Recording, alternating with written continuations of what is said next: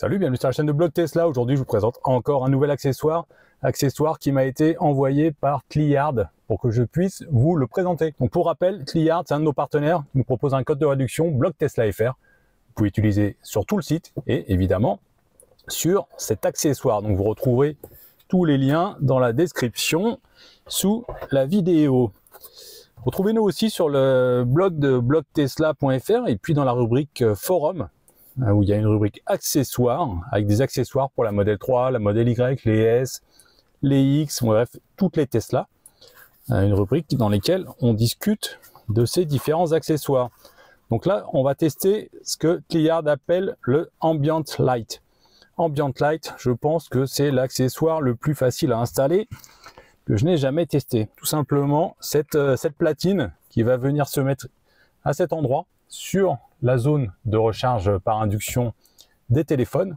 Et cette platine, elle est équipée de bandeaux LED qui font le tour. Donc ça, c'est la première fonction. Deuxièmement, ici, vous avez un emplacement pour venir poser, recharger votre boîtier d'AirPods. Donc si vous avez des AirPods, AirPods 2, AirPods Pro d'Apple, c'est vraiment top parce que ça permet de les recharger. Et puis ici, on a un écran.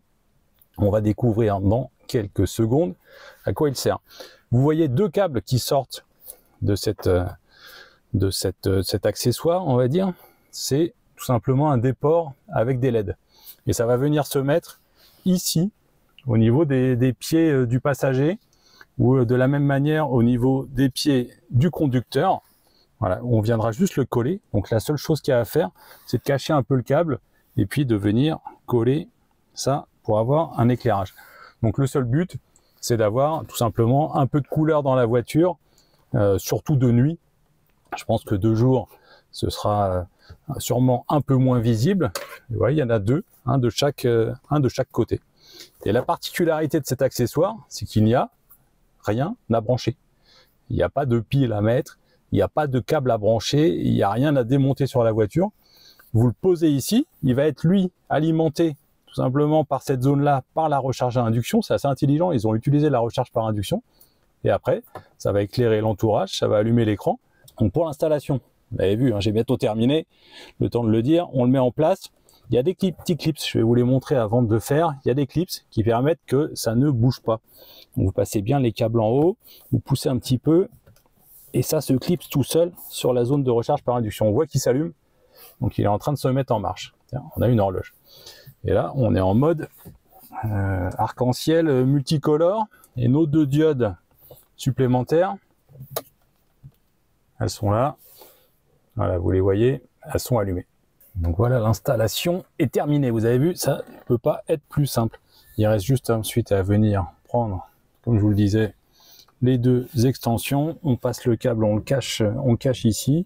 Et puis on le colle. Alors moi, je le mets là, près des pieds.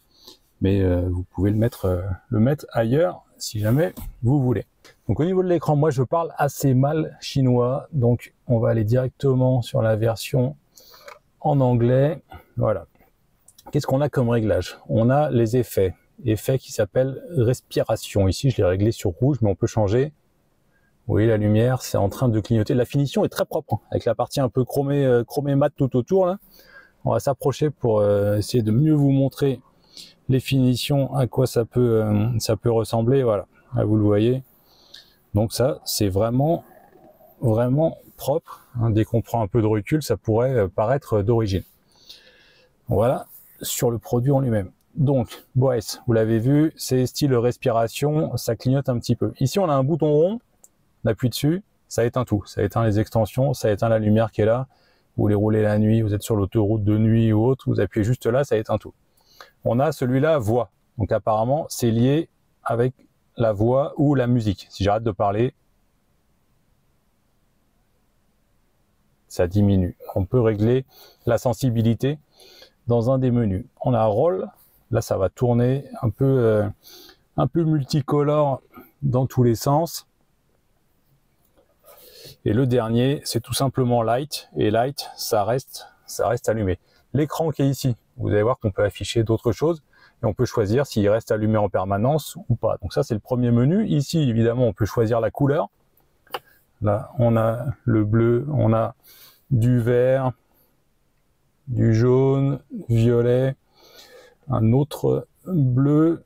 Qu'est-ce qu'on peut choisir? Le blanc même. Le blanc, ouais, le blanc il est un tout petit peu vert. Moi j'aime bien le bleu, je pense que le bleu c'est pas mal, ou la version un peu plus arc-en-ciel. Donc ça c'est la couleur. Et quand on continue, on arrive sur cette horloge.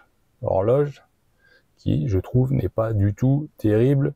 En tout cas, il va pas tout à fait bien dans nos voitures. Donc en scrollant tout simplement vers le haut ou vers le bas, vous pouvez choisir, vous pouvez passer de l'horloge analogique à l'horloge numérique. Il reste un mystère pour moi, c'est comment on règle l'heure et le jour sur cet appareil. Alors je sais pas s'il faut le connecter, il est pas connecté à la voiture, il est pas relié, donc vous voyez qu'il est 15h46. Ici c'est la zone induction, je peux continuer à recharger mon téléphone, c'est la zone induction d'origine, donc là il n'y a rien qu'à changer. Par contre j'ai pas encore trouvé dans les menus comment est-ce qu'on met à l'heure. Couleur rouge, light, l'écran va s'éteindre au bout d'un moment. Ok, tout ça c'est bien ce que j'avais configuré. Alors, on peut régler aussi ici la luminosité. Luminosité, là elle était sur 10. Mais si je la baisse au fur et à mesure, la luminosité diminue. Si vous voulez avoir quelque chose qui flash pas trop, je vais le remettre au maximum. Et c'est là qu'on règle aussi la sensibilité à la voix. Donc si je le mets sur 4, on va retourner dans le menu qu'on avait tout à l'heure. Où est-ce que c'est? C'est de l'autre côté. Je le mets sur voix. Si je parle plus, ça s'allume plus. Et dès que je reparle, vous voyez que ça va commencer à clignoter. Donc là, c'est beaucoup moins sensible que ce qu'on avait tout à l'heure. C'est peut-être un peu juste même. On va le laisser allumer. De toute façon, moi, j'aime pas trop ce qui clignote dans tous les sens. On va laisser cette horloge-là. Juste light en rouge. Voilà. Pour moi, ça, c'est la bonne configuration. Et avec l'heure d'afficher ici. On est en plein jour. C'est même plutôt lumineux, un tout petit peu voilé, mais pas mal de soleil. Donc évidemment, on se rend pas hyper bien compte du résultat. Donc ce que je vais vous afficher tout de suite, c'est ce que ça donne quand on a beaucoup moins de luminosité, quand on est dans un endroit plus sombre, quand on est dans un parking par exemple. Et ben moi je trouve ça pas mal. Je trouve ça pas mal. Il y a une vidéo où je vous ai présenté une autre bande LED, un bandeau LED qui se met ici dans l'aération et puis qui se met tout en haut là. Celui-là, l'avantage, c'est que l'installation est juste hyper simple. Hein. Il n'y a rien à faire. Vous le posez, c'est installé. Et puis après, ces accessoires, si vous voulez les mettre ici sur le côté, si vous voulez les mettre plus haut au niveau du tableau de bord, bon, je pense que le mieux vraiment, c'est au niveau des pieds passagers et conducteurs. Hein. Mais ça, vous les mettez où bon vous semble. Vous voyez, ici, on peut faire passer les câbles. Là. Il y a un tout petit espace là. On peut faire passer le câble pour venir le planquer le plus discrètement possible. Alors les avantages et les inconvénients de ce produit, les avantages c'est l'installation, c'est pas de l'installation, c'est on le pose, le truc il s'allume tout seul, il n'y a même pas une seule prise. Premier accessoire électrique comme ça que j'installe dans une Tesla sans avoir besoin de démonter la moitié du tableau de bord ou de venir me brancher sur une prise à droite ou à gauche, même une prise USB. Deuxième avantage, c'est la finition en elle-même, c'est super propre. Tout est bien. Moi j'aime bien le fait de pouvoir ici poser un boîtier d'AirPods, parce que si on pose les AirPods là, ça marche pas. L'écran qui est ici, bon, une fois que j'aurai réussi à régler l'heure, pourquoi pas. Ce qui est bien, c'est qu'on peut aussi lui demander de s'éteindre automatiquement quand on n'y touche plus, donc si vous en voulez pas, c'est faisable. Et puis on a une commande, on ne peut plus simple, il y a un bouton, ça allume, ça éteint, et puis après via l'écran, vous choisissez les couleurs. Les inconvénients, si on trouve des inconvénients, bah, ça va être tout simplement le fait que ça utilise un des deux chargeurs à induction de votre voiture. Donc si vous avez l'habitude de charger un seul téléphone, c'est bien. Si vous voulez en charger deux simultanément, évidemment, là, c'est plus possible. J'imagine qu'on peut l'enlever facilement. Faire attention avec les petits clips tout autour. Voilà, il suffit de l'enlever.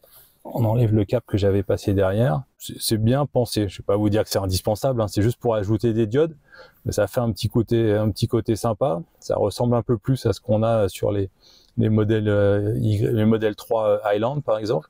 D'ailleurs, je le vois à l'arrière, c'est marqué. C'est bien compatible avec les modèles 3 de 2021. Donc, c'est à partir du moment où on a eu les supports de recharge par induction pour les téléphones jusqu'à 2023. Parce qu'après, il y a eu la Model 3 Highland qui a une forme différente ici, donc celui-là n'est pas compatible avec la Model 3 Highland. Et c'est compatible également avec, pour l'instant, tous les modèles Y de 2021 jusqu'à 2024.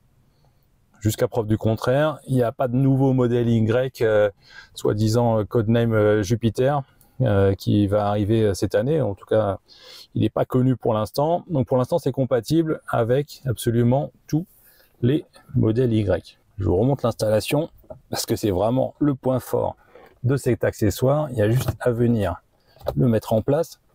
On l'appuie et il s'allume. C'est fait. Vous voyez la petite diode qui est ici. L'écran apparaît, la lumière s'allume. Bon, ben voilà pour cet accessoire. Donnez-moi votre avis. N'hésitez pas à nous retrouver sur le forum de Blog Tesla. Si vous voulez l'acheter ou si vous voulez acheter un autre accessoire chez Cliard, code de réduction Blog Tesla FR. Et puis surtout, pensez à mettre un petit pouce bleu, à liker la vidéo et à vous abonner pour recevoir les notifications. Puis nous, ça nous permet de remonter un peu plus dans l'algorithme de YouTube. Allez, à bientôt pour d'autres vidéos. Salut!